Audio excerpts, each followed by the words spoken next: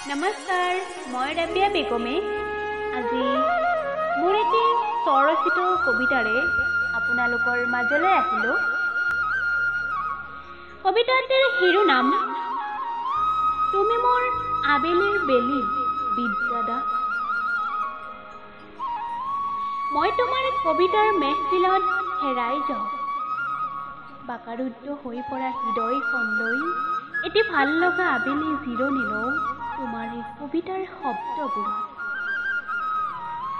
দুমোজাত কাতৰ হৈ পৰে মোৰ ভাষা, বিচাৰি পাওঁ তোমাৰ এই কবিতাৰ নিবিড় শব্দ সাপত নিজা অস্তিত্ব।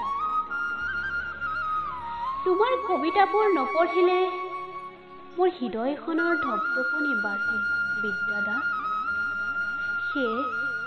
সেই সময়ৰ বালিচৰত নোহোৱা হ'লে তুমি মোৰ বাবে এটি কবিতা গুণগুণাবা আৰু মই কাণ পাতি শুনিম। তেতিয়া মোৰ শুকান হৃদয়খনি জীপাল হৈ পৰিব।